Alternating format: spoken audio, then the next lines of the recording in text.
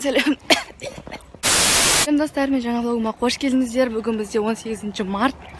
Мен 4 күнде бірінші далаға шықтым. Елден ерекше болып бірінші карантинге кетіп қалған сияқтымын. Далаға шықтым, мама екеуміз супермаркетке барамыз дештік. Мама жұмыстан шыққан соң мен барадым соқам. Шудағы супермаркеттердің жағдайын көреміз. Бәрі бар, сабын да бар. Вот, бәрін алдық. Нормально. Ешқандай да ажита жоқ бізде. Молочка жүр, міне порошок бәрі тұр. Егер де сіздерде продукты тұқыса, шуға келіп алсаңыздар болады. Шуда бәрі бар. Шуда бәрі спокойно, без масок, только мен ғана. Бұлар сияқты. Еще мен үстін шешіп садым, сылап кетті, үйде жүргенде жүр. Еще мен карандаш алдым. Қазір егер көрсем раскраска бар. Соны бояймын. Бояу үшін. Налардың аты нет. Макароны да, гречка бәрі бізде өз орнында тұр. Мен де не алдым. Шуйские деген не.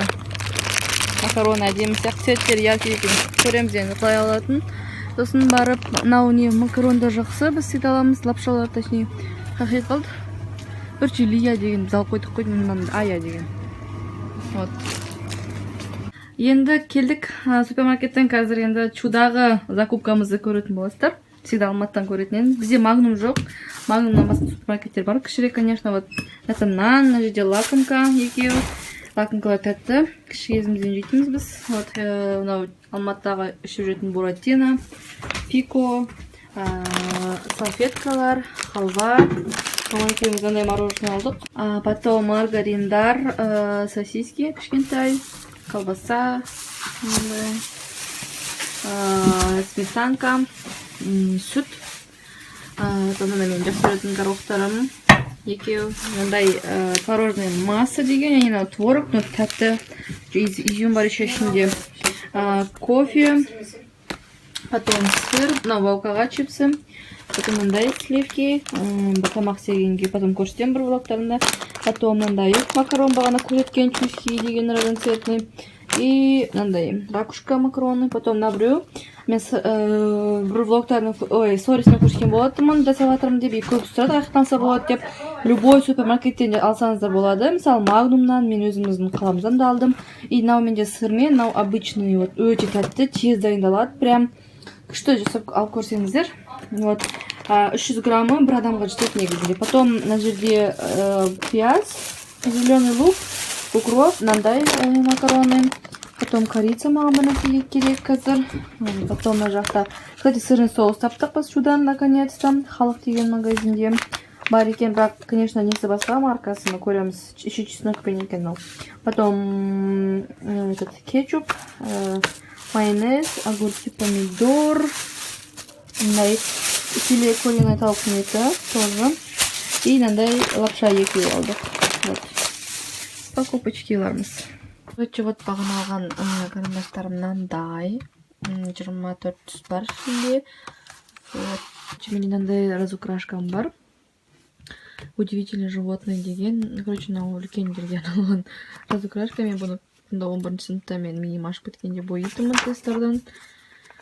Вот, мына біріншісін бояғанмын. Өте әдемі. Мен де сұрайды жасты, наны не үшін боямадың депші. Просто олар сұр цветта, аналар қара цвет. Мен қарамен бояғанмын, мүлдем қара цветті. Вот, наны бояған. Наны мен фломастерлармен бояғанмын. Сонымен қатар, так, аманаге. Мынандай маған самый қатты ұнағаным, мынау бояғаным, бірақ та что-то аяқтамаппын.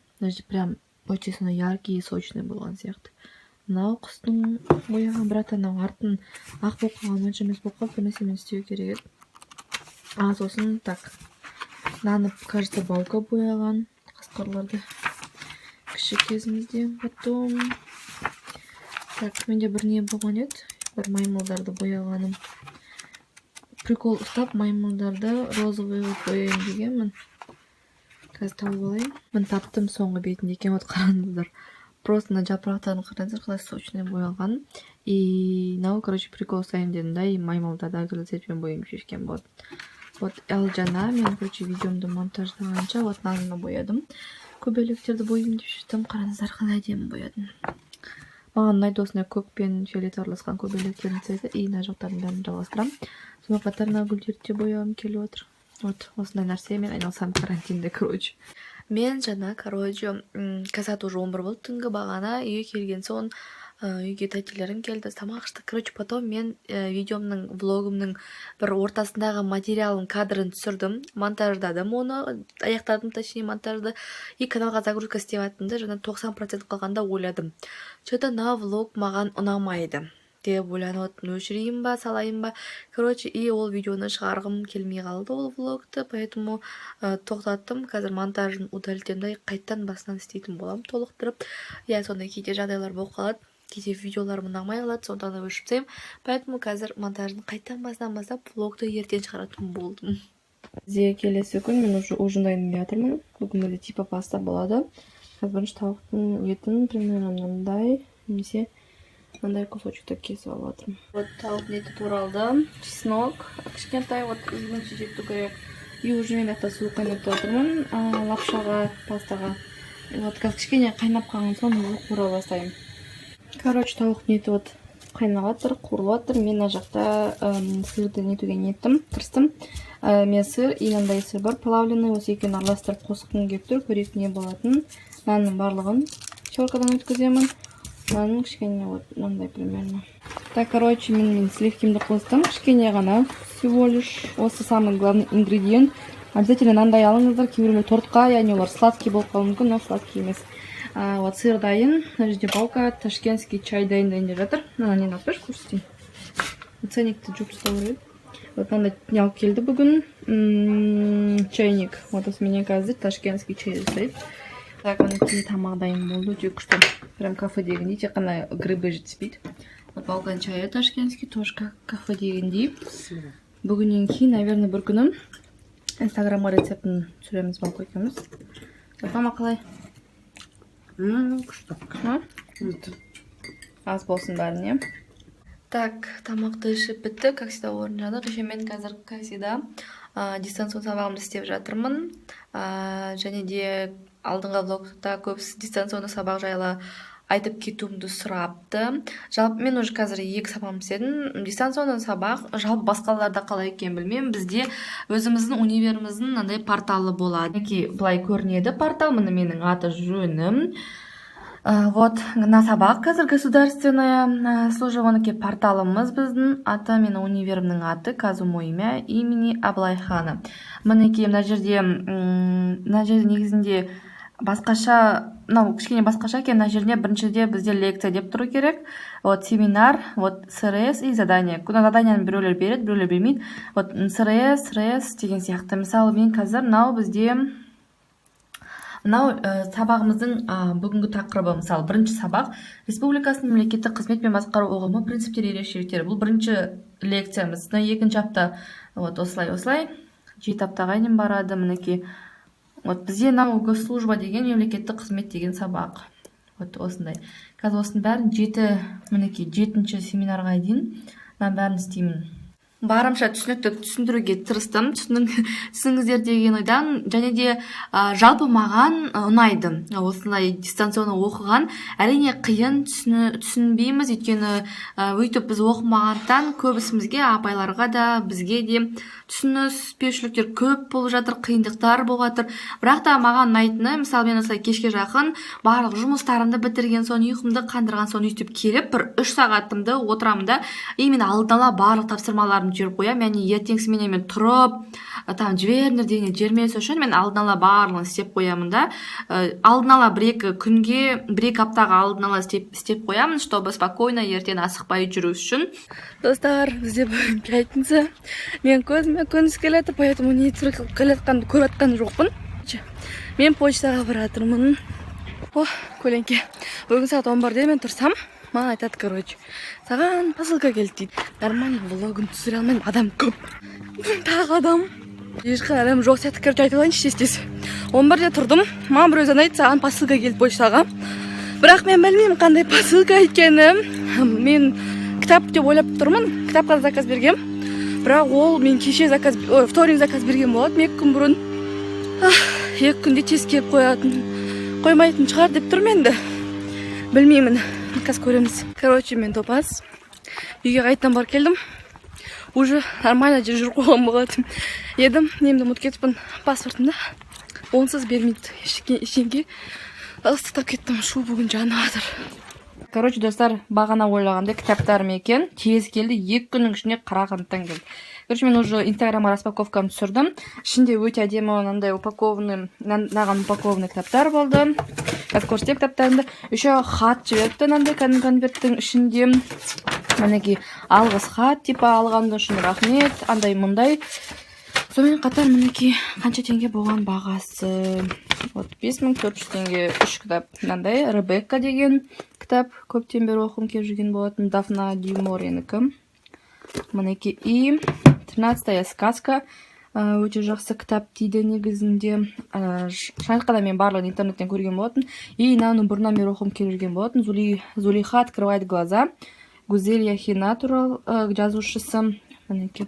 Потом сіздерге айтатын боламын, қалай болғанын. Өте қатты қуаныштымын. Достар, короче, үйге келдім, менің Айдана бар бүгін. Біз екеуміз негізінде бүгін ютубқа видео түсіруге жиналған болатын, бірақ та ерініп жатып, қазір тикток түсірейік деп шештік. Қараңыздар. Тиктокер болайық деп жатыр. Қазір сіздер типа бэкстейдж көресіздер. Екеуміз еше түсірмеймін, білмейміз қалай болатынын, қалай істеу керектігін. Сондықтан да күлкілі болады деген ойдамыз. 15 секунд. Қараш көрініп тұр ма? 15 секунд түсіріледі. 60. Кто из вас деген түсіреміз, көзіміз жұмып былай-былай. Кім қосады, қалай қосамыз? Бастаяли ма? Ладно, давай. Кто ленивый? Көзін жам!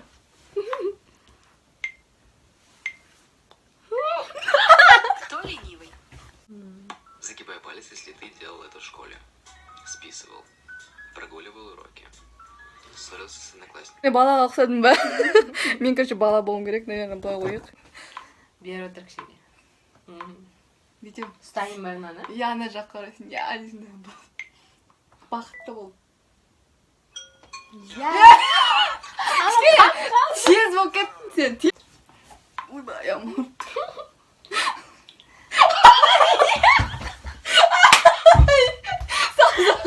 Сал. Бері отыр.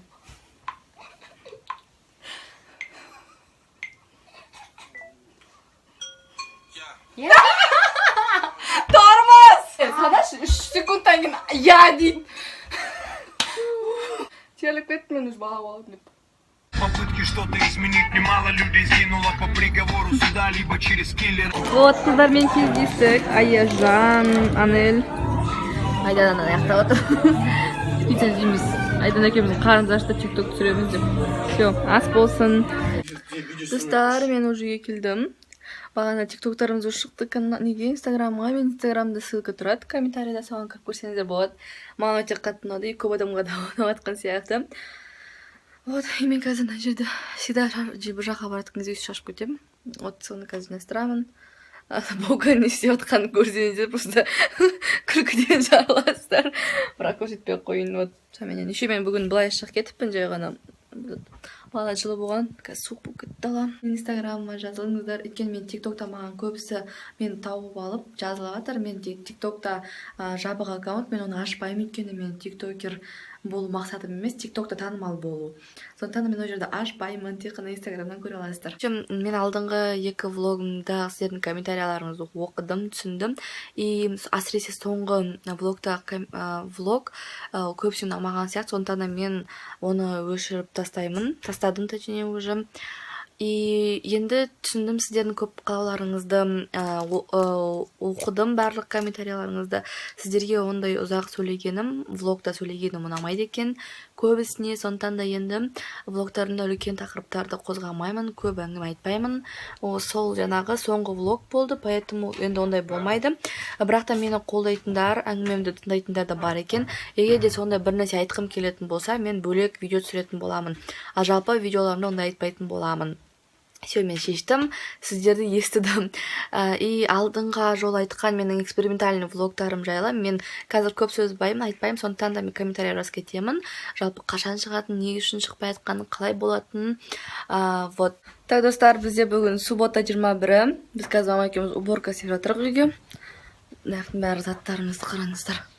барлық қыстық заттарды ана жақ жабасаңшы қыстық заттарын солардың бәрін шығарадық. Негізі мен шығармаймын деп ойлағам, мен басқа күн шығарамын деп ойлағам, бірақ менде өзі 2 пакет тазалайын деп жатыр мінекей. Мынақта короче, біз жыл сайын емес, сезон сайын таза тұрамыз. Сіздерге де совет, өйткені сіздер егер де мен келесі сезонда сол киімді кимесем, вообще, ол мен киімді уже кимеймін деген сөз, сондықтан да уже киге мұқтаж адамдарға беремін, мысалы солай. Мен лақтыруға қимаймын киімдерімді. Так, мен уже үйде жинап біттік. Вот, тефтели суп істеп жатырмын. Как всегда, инстаграмға сторисқа түсіріп жатырмын, қалай істеп жатқанымды. Мына жерде вот суп дайындалып жатыр. Өйткені үлкен қазанда, өйткені үйге тәтелерім келеді қазір. Сондықтан да вот примерно 10 порция, вот картошка салам қазір. Күшті тефтели суп ішіп алдық. Мен оны, как всегда, сторисыма салдым. Мен қазір осындай ужиндарды сторисқа салып жүрмін. Мен оны постқа салмаймын, өйткені бұл ана жолы жасалған тамақ, тефтели суп сияқты көп адам жасай алатын, және әр адам әртүрлі қылып жасай алатын тамақтар. Сондықтан да мен просто қалай жасатқанын бөлісіп жатырмын. Мен бұл тамақтарды рецепт ретінде санамаймын. Сондықтан да жай ғана сторисқа саламын күнделікті. Сол жерден көрсеңіздер болады. Қазір мен инстаграмда белсенді жүргізуге тырысып жүрмін. Және ертең бізде 22 наурызда біз 3 семья, менің ағам, әпкелерім бірге шашлық жасаймыз. 22 наурыз сөйтіп қарсы аламыз деп шештік. Бізде ертең 22 наурызда біз отбасымызбен шашлық жасап қарсы аламыз. Мына жақта балға қазір мариновка жасадым. Крылышки, сазан балық, баранина, коктейл болады. Баранина, люля кебаб. Мінекей фарш қой, люля кебаб білмейтіндерге. Вот. Бүгінгі осындай менің бір апталық карантиндегі влогым аяғына келдім. Сіздерге ұнаса лайк қойып, тағы да влогтар күтетіндеріңізді астына жазып кетіңіздер. Каналға жазылуды ұмытпаңыздар. Всем пока.